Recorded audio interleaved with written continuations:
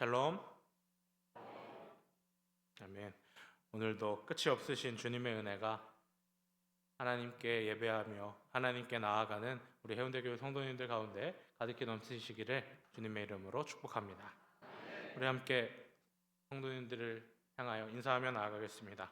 당신이 하나님 나라의 보물입니다. 눈을 안 마주친 분이 몇 분 계셔가지고 한 번만 더 하겠습니다. 당신이 하나님 나라의 보물입니다. 아멘. 우리 보물이신 성도님들, 오늘도 말씀으로 함께 나아가겠습니다. 사랑하는 성도님들, 여러분은 그 보석의 여왕이라고 불리는 보석이 뭔지 아시나요? 맞습니다. 오늘 제목을 아까 보셨기 때문에 조금 예상하신 분들도 계실 거라 생각됩니다. 보석의 여왕이라고 불리는 보석은 바로 진주라고 합니다. 진주가 어떻게 만들어지는지 우리는 대부분 알고 계실 겁니다. 진주는 금이나 은같이 광산에서 캐서 나오는 보물이 아닙니다. 바로 살아있는 생명체의 반응을 통해서 만들어지는 보물이죠. 조개의 부드러운 살 속에 상처가 나서 그 살 속에 작은 모래알과 같은 이물질들이 들어오게 됐을 때 그 상처 안에 들어온 이물질을 제거하는 대신에 조개는 자기 몸을 보호하기 위해서 그 이물질의 진액을 분비합니다. 그리고 그 진액이 겹겹이 쌓이는 과정이 몇 년을 거쳐 반복될 때 상처난 그 자리, 이물질이 들어왔던 그 자리가 점점 진주로 아름다운 진주로 만들어지게 된다고 합니다. 우리가 오늘 함께 읽었던 룻기 말씀은 아름다운 진주와 같은 책입니다. 왜 아름다운 진주와 같은 책일까요? 이 연애 이야기가 나왔을까요? 룻과 보아스의 사랑 이야기, 그런 약간 러브 스토리가 나오기 때문에 이 이야기를 우리가 진주라고 부르는 걸까요? 꼭 그런 것만은 아닙니다. 그 안에 더 귀한 하나님의 구원의 역사가 담겨져 있기 때문입니다. 이 보석이 담겨져 있는 장소는 반짝이는 보석이 들어있는 보석함이 아니었습니다. 바로 사삭이라는 거대하고 축축한 진흙탕 속에 있었습니다. 하나님을 떠나 하나님을 잊어버린 타락하고 부패한 시대, 자기 소견에 옳은 대로 행하던 그 시대가 바로 사사시대였습니다. 그 사사시대라는 그 시간 속에서 하나님은 헤세드, 하나님의 인자하심과 사랑이라는 진액을 통해서 어떻게 가장 빛나는 믿음의 보석을 만들어내시는지 오늘 말씀을 통해서 함께 살펴보고자 합니다. 오늘 세 가지를 가지고 함께 살펴볼 건데요. 첫째는 자기 소견의 끝은 텅 빈 마라입니다. 룻기 1장 1절 오늘 같이 읽지는 않았는데요. 룻기 1장 1절에는 룻기의 배경이 나옵니다. 룻기의 배경이 뭐라고 하냐면 사사들이 치리하던 때라고 기록하고 있습니다.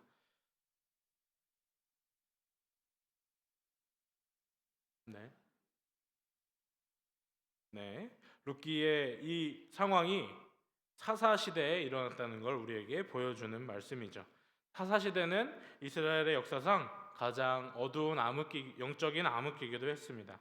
룻기 바로 앞 사사기, 우리 종일 한 장만 넘겨보면 룻기 바로 앞에 사사기 가장 마지막 말씀, 룻기 바로 앞에 사사기 21장 25절에는 그 사사기를 요약하는 말씀이 이렇게 나오고 있습니다. 우리 함께 읽겠습니다. 그때 이스라엘에 왕이 없으므로 사람이 각기 자기 소견에 옳은 대로 행하였더라. 아멘.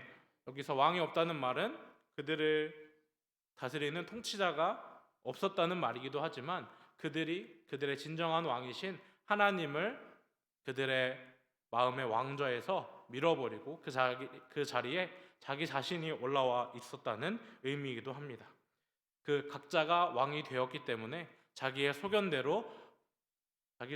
옳은 대로 행했던 것이 바로 이 사사기의 시대였습니다.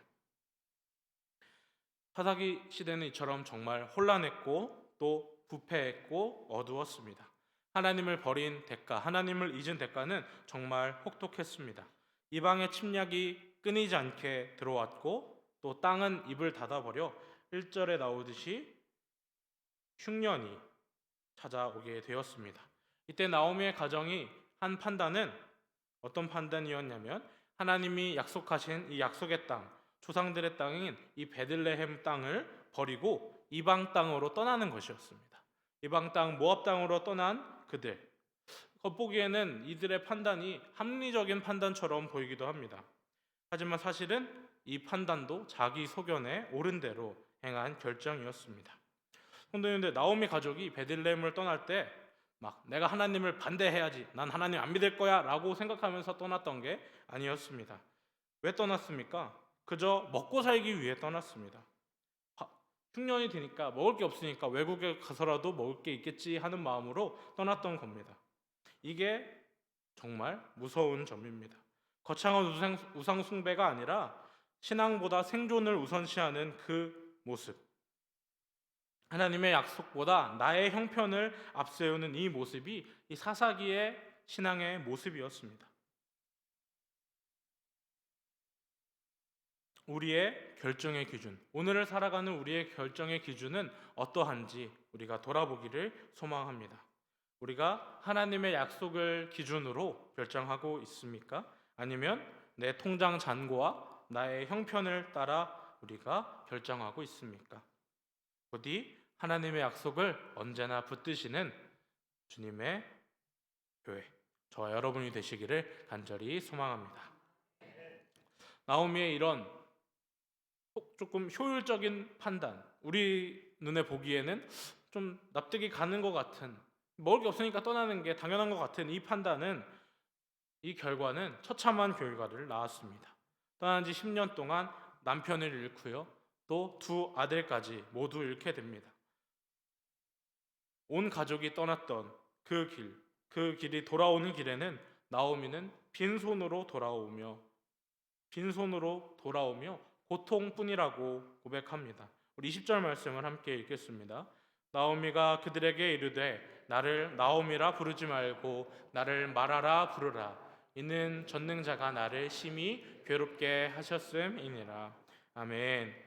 나를 나오미, 그러니까 나를 기쁨이라고 부르지 말고 나를 마라, 괴로움, 씀이라고 부르라 라고 말하고 있는 겁니다. 여기서 말하는 마라, 히브리어 마라는 우리 조금 유행하는 저 마라탕의 그 마라가 아니고요, 쓰디 쓴 고통의 상태를 말하는 그 마라입니다. 우리 마라의 쓴물 할 때 나오는 그 마라가 이 마라입니다. 나오미의 상태는 더 이상 원래 이름이었던 나오미라는 이름의 의미인 기쁨이 사라진 상태, 고통과 쓰디쓴 괴로움만 남은 상태가 바로 텅 비어버린 나오미의 상태였습니다. 이어지는 21절도 함께 읽겠습니다. 시작.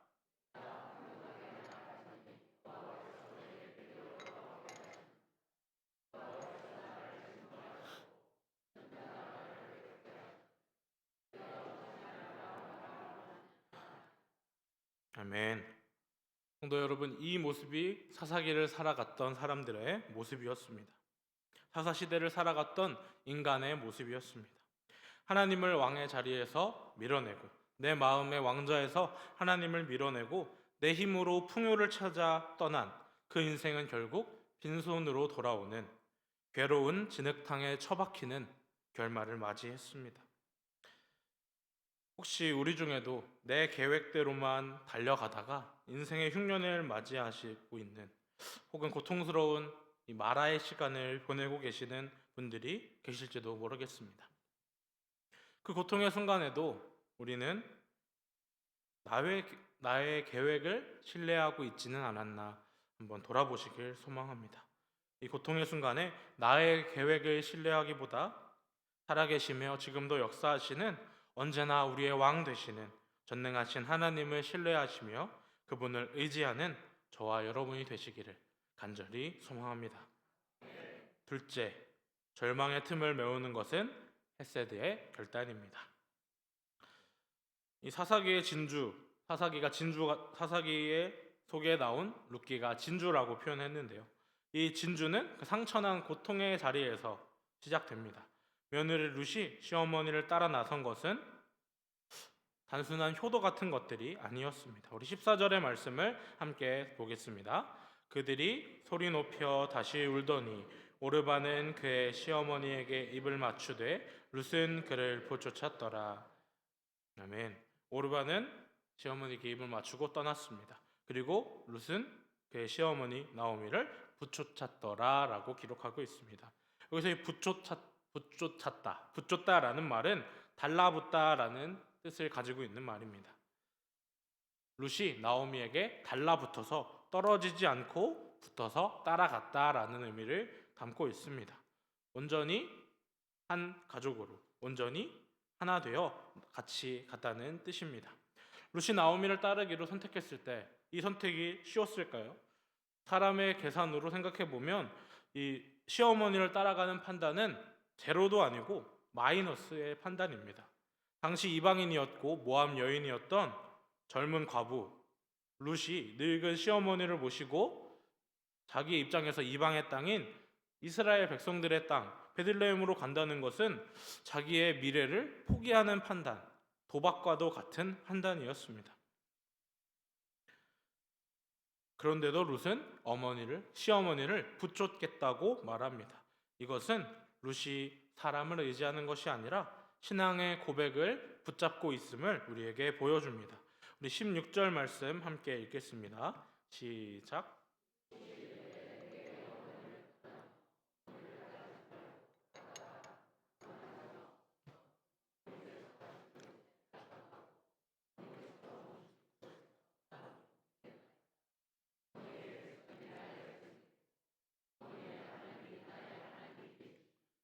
아멘. 우선 나옴이라는 그 인생의 거친 모래알이 자기 삶에 콱 박혔을 때 그것을 밀어내거나 뱉어내거나 원망하지 않았습니다. 오히려 자신의 전생에 그것을 감싸 안았습니다. 이것이 바로 하나님의 성품 헤세드입니다. 받을 자격이 없는 자에게 베풀어 주시는 조건이 없는 그분의 사랑, 손해를 감수하고도 끝까지 책임지시는 그 모습, 그 신실함이 바로 헤세드입니다. 사사시대가 자기 소견에 옳은 대로 그것을 따라 살아가는 이기심의 진흙탕이었다면 룻이 보여준 이 모습, 사랑과 인자의 모습, 헤세드의 모습은 진액으로 그 상처를 덮어 진주를 빚어내는 모습과 같습니다. 사랑하는 성도 여러분, 진정한 믿음은 좋을 때는 잘 보이지 않습니다. 모든 상황이 좋아 보일 때 모두 다 믿음이 좋아 보이죠. 하지만 모든 사람들이 자기 이익을 따라 떠날 때 묵묵히 자리를 지키며 사랑을 선택하는, 사랑하기로 결단하는 그 헤세드의 자리에 있을 때 하나님의 진주가 만들어지기 시작합니다. 우리 해운대 교회가 그런 귀한 보물을 함께 만들어가는, 함께 지어져가는 교회가 되기를 간절히 소망합니다. 셋째는 인생의 밤은 보리추수의 새벽으로 이어집니다. 나오미는 고향으로 돌아오며 이야기했습니다. 전능자가 나를 괴롭게 하셨다. 내 삶엔 고통뿐이다. 나는 이제 말하다. 라며 고통의 눈물을 흘렸을 겁니다. 하지만 그녀가 눈물을 흘리며 성문으로 들어올 때 들판에는 보리 이삭이 익어가고 있었습니다. 이 모습은 하나님께서 그들을 여전히 돌보시고 있는 모습이었습니다. 사실 하나님이 그들을 돌보시고 있다는 모습은 우리가 읽진 않았지만 6절에 이미 나와 있는데요. 6절을 제가 읽겠습니다. 그 여인이 모압 지방에서 여호와께서 자기 백성을 돌보시사 그들에게 양식을 주셨다 함을 듣고 이에 두 며느리와 함께 일어나 모압 지방에서 돌아오려 하매, 하나님이 그 백성을, 자기 백성을 돌보셨다라는 이 소식을 듣고 나오미의 가정은 돌아오기로 선택했었습니다. 나오미는 여전히 자기 자신을 괴로움이라고 이야기하면서 절망 속에 힘들어하고 있었지만 하나님은 이미 그들을 돌보시고 계셨습니다. 이미 그들에게 반전을 준비하고 계셨습니다. 그 반전은 바로 보리 이삭입니다. 22절을 함께 읽겠습니다. 시작. 나오미가 모압 지방에서 그의 며느리 모압 여인 룻과 함께 돌아왔는데 그들이 보리 추수할 시작할 때에 베들레헴에 이르렀더라. 아멘. 22절 마지막 부분, 보리 추수를 시작할 때 베들레헴에 이르렀더라. 흉년 때문에 고향을 떠났던 나오미의 가족은 이제 하나님의 돌보심으로 이제 그 땅에, 고향 땅에 다시 먹을 것이 생겨 그때에 맞춰서 다시 돌아오게 되었습니다. 나오미는 비어버린 손으로 자신의 손만 보며 이 텅 비어버린 괴로운 모습을 보며 한탄했지만 하나님은 이미 그들을 위해 그들을 채우실 풍성한 회복의 식탁을 준비하고 계셨던 겁니다. 인생의 밤이 길어지고 고통스러운 터널을 지나고 계신 분들 계실 겁니다. 그 고통의 시간 속에 우리는 우리 자신을 바라보면 여전히 어둡고 끝이 없는 것 같아 보입니다. 하지만 우리가 지나고 있는 곳이 동굴이 아니라 터널임을 기억하셨으면 좋겠습니다. 그 시간에 하나님은 여전히 우리를 돌보시고 계십니다. 우리를 언제나 돌보시는 하나님을 기억하시길 소망합니다. 우리가 하나님의 은혜를 구하며 하나님께로 돌이킬 때 우리의 인생은 절망스러운 끝으로 마무리지는 것이 아니라 회복의 시작이 됩니다. 우리의 추수하는 회복의 시간으로 다시 시작될 것입니다. 하나님의 은혜 안에서 하나님이 주시는 그 회복을 온전히 누리시는 저와 여러분이 되시기를 간절히 소망합니다. 아멘. 사랑하는 해운대교회 성도 여러분, 오늘은 우리 룻기 1장을 통해서 우리의 인생의 진정한 주인이 누구신지, 우리를 다스리는 분이 누구신지를 함께 살펴보았습니다. 오늘 말씀은 분명하게 말하고 있습니다. 자기 소견에 옳은 대로 행했다가는 텅 빈 고통뿐만 남게 됩니다. 하나님을 밀어내고 내 계획과 내 생각, 내 형편을 말하면서 나 자신을 왕으로 삼아 떠난 길은 고통뿐입니다. 흉년과 상실만 남게 될 것입니다. 하나님은 그 고통스럽고 절망스러운 상황들까지도 보석으로 만드시는 헤세드의 하나님이심을 기억하기를 소망합니다. 룻은 계산기를 두드리는 대신에 하나님의 성품을 닮아가는 모습을 보여줍니다. 하나님의 성품을 보여줍니다. 그리고 그의 어머니 옆자리를 지켰습니다. 삶의 상처 같은 그 자리에 하나님의 성품으로 나아갈 때 우리의 삶이 그저 상처만 남아있는 것이 아니라 귀한 진주로 변하는 줄 믿습니다. 우리의 삶이 하나님의 보물들이 되시기를 간절히 소망합니다. 우리의 탄식 중에도 하나님은 보리 추수를 준비하십니다. 나오미가 절망하며 성문에 들어설 때 하나님은 황금빛 보리밭을 준비하고 계셨습니다. 하나님은 회복을 준비하고 계셨습니다. 우리를 회복시키시는 그 하나님을 우리도 기대하며 나아가기를 소망합니다. 우리는 무엇을 진액으로 만들어내고 있습니까? 우리 안에 무엇을 진액으로 내어놓고 계십니까? 인생의 거친 모래알이 우리 안에 박혔을 때, 우리의 삶을 찌를 때 우리가 세상 사람들과 똑같이 원망과 비난의 진액을 내보내고 있습니까? 아니면 하나님의 성품, 헤세드의 진액을 내보내고 있습니까? 세상과 똑같이 원망과 비난의 그런 진액을 내뿜으면 아름다운 진주는 결코 만들어질 수 없을 겁니다. 우리가 살아가는 이 시대, 사사기처럼 혼란하고 자기 소견에 옳은 대로 행하는 같은 이 이기적인 세상 속에서 우리는 하나님의 성품, 이 헤세드의 성품, 사랑의 진액, 그 인자함의 진액을 짜내야 합니다. 손해를 보는 것 같은 그 자리에서도 그 자리를 지키는 신실함, 내 형편보다 하나님의 약속을 붙드시는, 하나님의 약속을 우선시하시는 그 결단이 우리 인생의 상처를 아름다운 보석으로 바꿀 줄 믿습니다. 사랑하는 성도님들, 환경을 탓하기보다 하나님을 의지하시길 바랍니다. 타삭이라는 진흙탕 속에서 하나님은 이 룻기라는 아름다운 진주를 빚으셨습니다. 이번 한 주 우리의 삶이 고통으로 가득 찰지라도 우리의 삶의 현장에서 하나님의 성품을 드러내시는 우리가 되기를 소망합니다.